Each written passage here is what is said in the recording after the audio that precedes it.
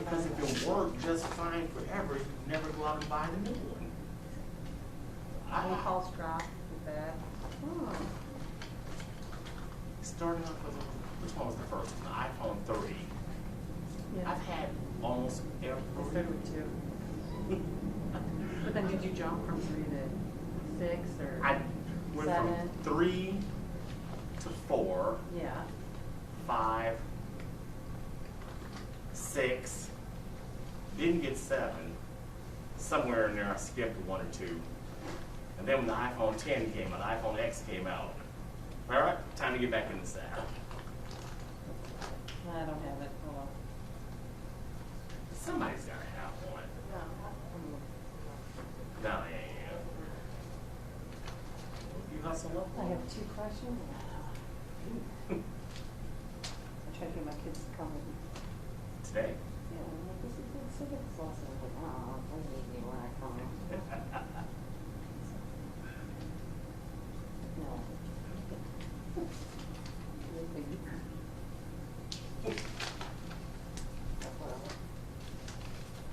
Nothing new on your board, and not even new. Every day, like, how's junior high, how's junior year going for the basement? Tell me about it, I bet. This has probably got to be the worst time ever to be in high school. There's 2 of them. I A couldn't even sophomore and a imagine. junior, and they both play sports, and then it's just hell. Yeah. And now they're worried about buying, like, you need to get locked in the bag. I'm a single as you go right now. I don't care about who's gonna get my kids back in school. And my players, like, but. This has got to take away from so much of the high school experience. I call, even Belgium, Germany, France, even though they're having these new lockdowns, it's not, from Boris Johnson even said, we will never do that again. They're keeping schools and universities open. Whereas, he had a great quote, Boris Johnson saying, we learned the first time, and we'll never let that happen to our children, and I thought that was real leadership.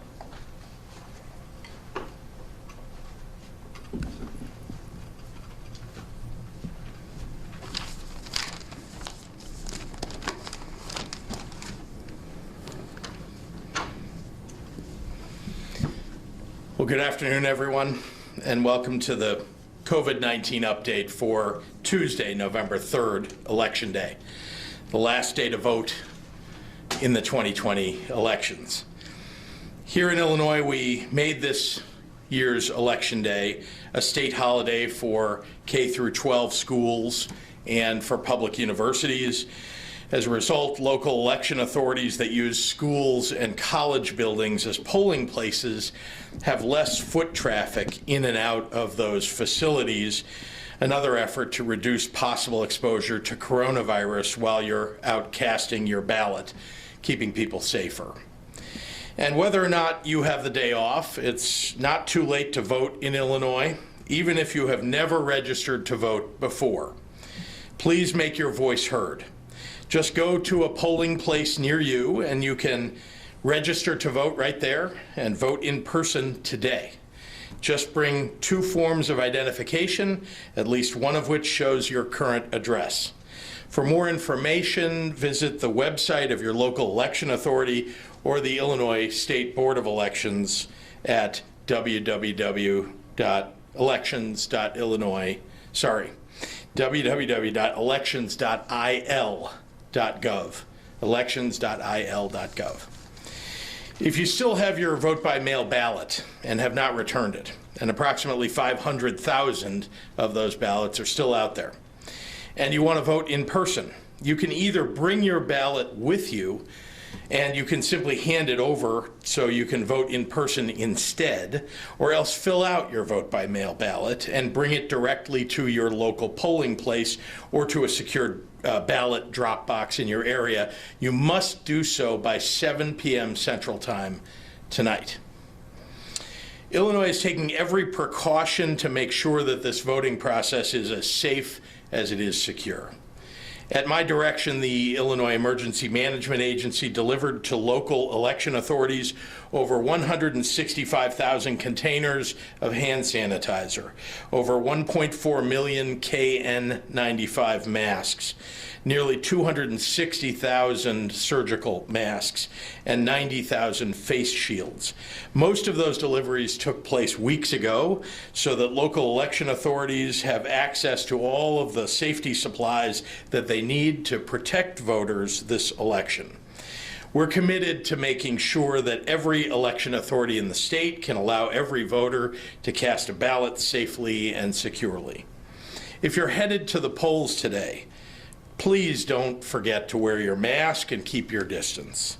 If a voter is experiencing problems at a polling place and wants to call someone to get guidance on their situation, they can call the Illinois State Board of Elections voter hotline at either 312-814-6440 in Chicago or 217-782-4141 everywhere else in the state.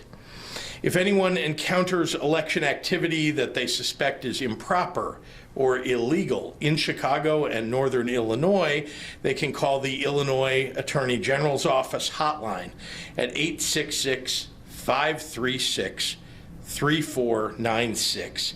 Voters in Central and Southern Illinois can reach the Illinois Attorney General's Office at 866-559-6812. The Illinois Attorney General's Office also has a 2020 voter guide with frequently asked questions on its homepage, on its website at www.illinoisattorneygeneral.gov. That's G-O-V. illinoisattorneygeneral.gov. Please remember that if you are in line to vote at your voting place at 7 p.m. tonight, when polls are scheduled to close, you have the right to continue waiting and cast your ballot. As of this morning, approximately 3.8 million Illinoisans had cast a ballot, with nearly 2 million ballots being cast in person and more than 1.8 million ballots submitted through the mail. According to data from the Illinois State Board of Elections, a surge in vote-by-mail ballots accounts for the greatest difference between the votes cast so far in the 2020 election and the comparable time during the 2016 election. More than 1.5 million more voters have already cast a ballot compared to the same time during the 2016 presidential election, and that's pretty great. With vote by mail hitting all-time records, that means that we will have to be patient about the results of all of our races this year. It's possible, maybe even likely, that we won't know the outcome of the presidential election tonight. As I mentioned yesterday, this waiting period is a great time to take a break from social media. We know there are foreign state actors, specifically Russia and Iran and others, who intend to promote disinformation and misinformation today and in the coming days over social media. They would like nothing more than to promote conspiracy theories and sow discontent in an attempt to pit Americans against one another. If you want accurate information about the vote count, go to your local election authority's website, to the Illinois State Board of Elections website, to dedicated sites like 538.com or the election coverage section of the Politico website or the New York Times website, where they track all the races nationwide, or visit other reputable national and local news outlets. Remember, political candidates do not count votes. Political parties do not count votes. Television networks do not count votes. State and local election authorities count votes. They then transmit this information to the media and to the general public, a long-standing and standard process across the nation. With the record-setting use of vote-by-mail ballots here in Illinois because of COVID, we can expect to get results on probably Wednesday or Thursday or Friday. And there will be an official finalized tally of votes announced by November 17th. That's in accordance with existing state law. And just as with every election, states will be working hard this year to make sure that every eligible vote that was turned in on time is counted. On a different note, today is also a great day to take advantage of the open enrollment period for quality health insurance provided under the Affordable Care Act. If you're one of the millions of Americans who already purchase your own health insurance through the ACA Health Insurance Marketplace, or if you formerly had job-based health insurance but no longer do, now's a great time to find a new plan for you and your family. Also, you can always access a special enrollment period if you leave your job for any reason and need a new source of health insurance, another right that comes with the Affordable Care Act. Since its passage in 2010, the ACA has been an invaluable asset in Illinois' fight to provide health care to all residents of the state. According to the most recent data in 2019, approximately 1 million Illinoisans currently receive some form of coverage either through an ACA marketplace plan or through Medicaid expansion. Illinois residents can visit getcoveredillinois.gov, and I'll say that again, getcoveredillinois.gov, between November 1st and December 15th to learn about the best options, prices, and financial help available to you. My departments of insurance and health and family services have collaborated on making that website the best place to start your application for health coverage. Financial help is also available for ACA marketplace premiums for those who qualify and for those who qualify for and enroll in Medicaid. Private health plans with no premiums or copays are available too. ACA Marketplace and Medicaid health plans cover doctor's visits, specialists, hospital stays, mental health care, prescriptions, and more. If you need help with the process, again, getcoveredillinois.gov can connect you to free local assistance from a real person as well as translation services if you need those. Voting and healthcare alike have been made all the more important in this pandemic. So as I hand it over to Dr. Ezike for a medical update, let me remind everyone that every region of this state has exceeded the criteria for tightened mitigations because we are in the middle of a COVID storm that appears to be sweeping the entire nation, and our trajectory is only getting worse. This is far from over. So please take extra caution, wear your mask today and every day going forward until we get through this. So thank you, and with that, I'd like to turn it over to Dr. Ezike.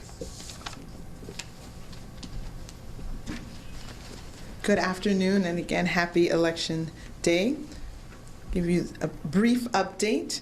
In the past 24 hours, 82,435 tests were reported for a total now in Illinois of 7.9 million total tests. Overnight, 3,594 people were in the hospital with COVID-19, and of those, 755 were in the ICU and 326 were on ventilators. Today, we are reporting 6,516 new cases of COVID-19 in Illinois, including 68 lives that were reported as lost.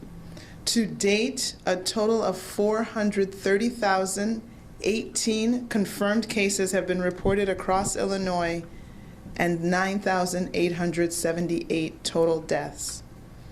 Just another friendly reminder, as the governor has said, if you are on your way out to vote, please wear your face covering. Please, again, make sure that it covers both your nose and your mouth.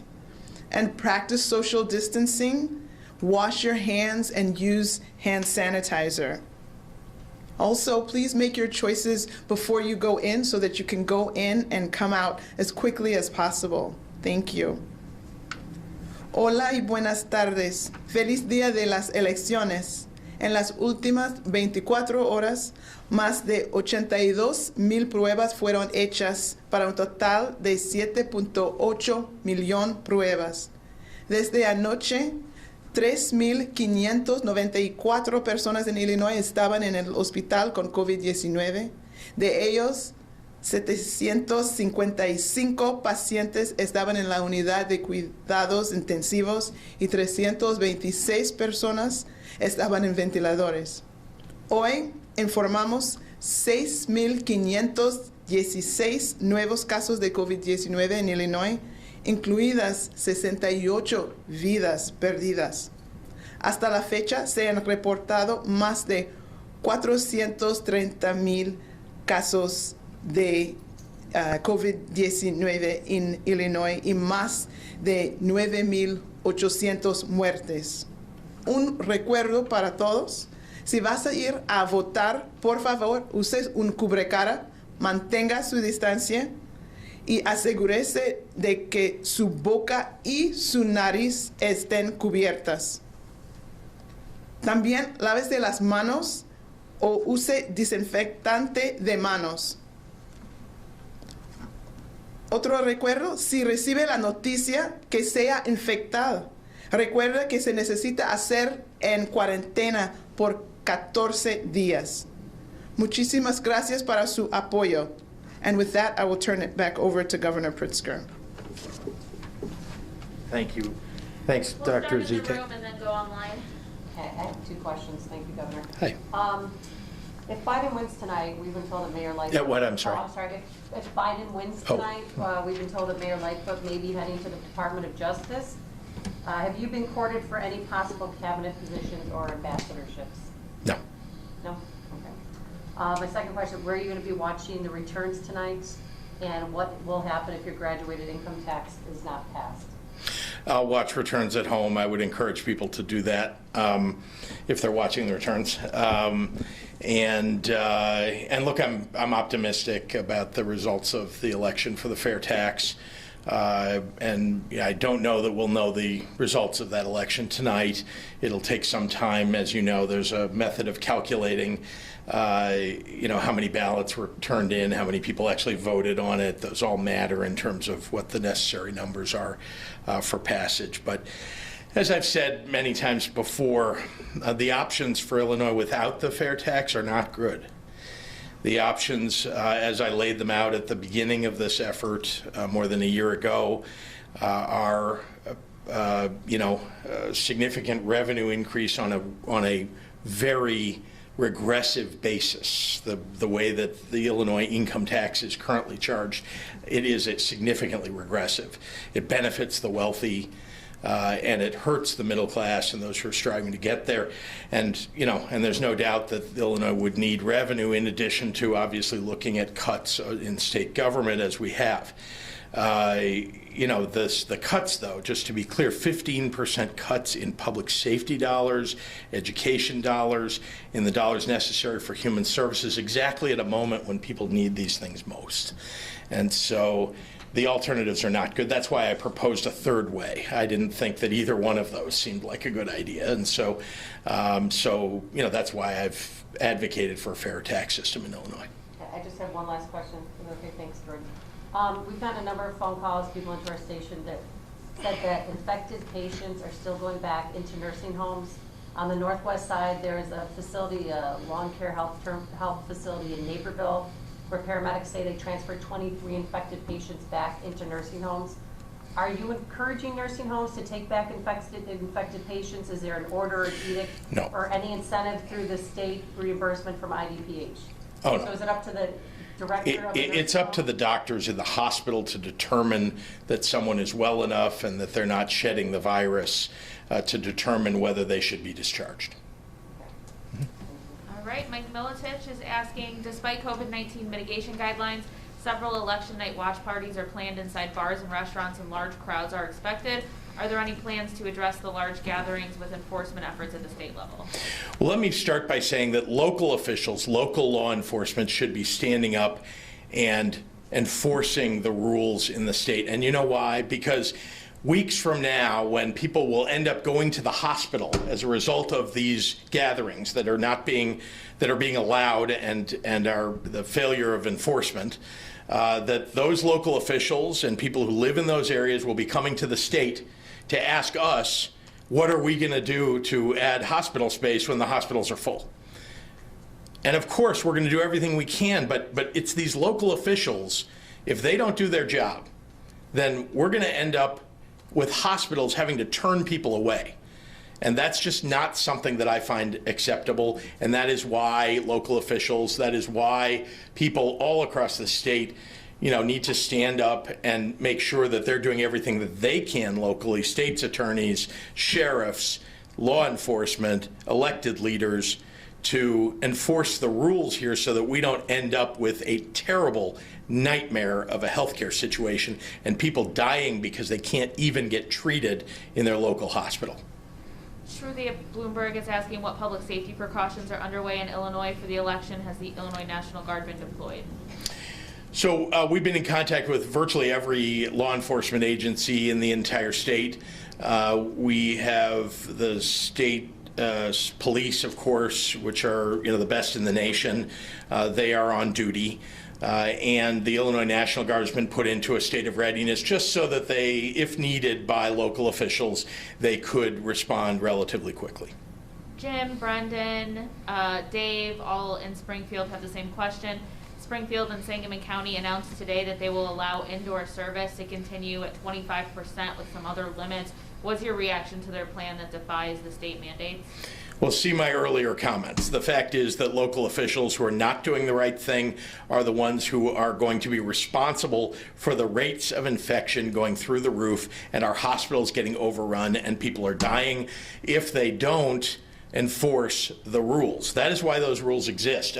We didn't make them up. The doctors all over the world have put forward studies, and it's very easy for you to find those. I've provided them to every official who has asked for them, and frankly to every media outlet.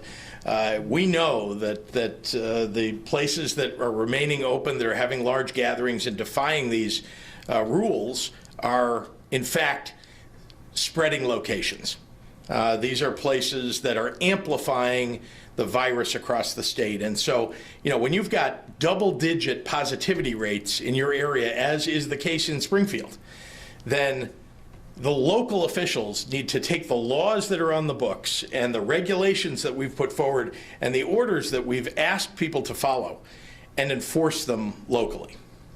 Jim Haggerty at the Rockford Advocate. It's been a while since we've heard much about therapeutics. Have any available drugs used to treat the symptoms of COVID-19 help keep any of our hospitalization numbers down?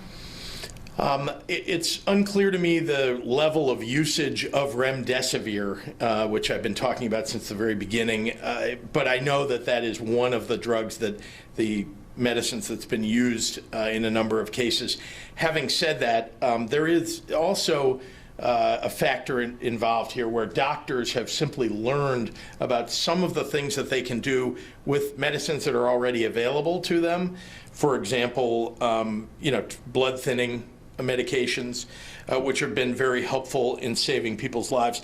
But I should turn it over to a doctor, and I happen to have one right here with me.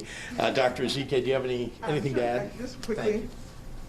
So, of course, as we mentioned, remdesivir is listed as a treatment we have seen from the studies that it decreases the days of hospitalization. So it's not a be-all, end-all cure, but it can shorten the duration of a hospital stay. We know that there are other drugs that are going through the FDA process now. Many of you heard about Regeneron. We do know that dexamethasone, which is a steroid, is becoming part of a normal course for hospitalized patients to prevent some of the significant sequelae that can happen regarding to a pro-inflammatory response. We do know it's not a cure, but we are starting to appreciate just the benefits of just vitamins. I think many of us maybe do not have our ideal daily dose of vitamins through our regular diet. So supplementation with vitamins, vitamin C has long been known to support immunity and fighting infections. We also know, we've known vitamin D is also an important adjunct in terms of promoting immunity. And living in Chicago, where we might get less sun than other places, vitamin D is usually low in people who have less sunlit climates. So those are things. Just optimizing your basic health, obviously, is a great way to move forward. And as more things come online, we'll be happy to share. But of course, remembering, since there is no be-all, end-all cure, still we want to go for prevention. So let's prevent the infection so we have to worry less about treatment. And then again, that just comes back to our mask, avoiding large gatherings, washing our hands, and keeping our distance. An ounce of prevention is worth a pound of cure. Thanks, everyone. Thank you.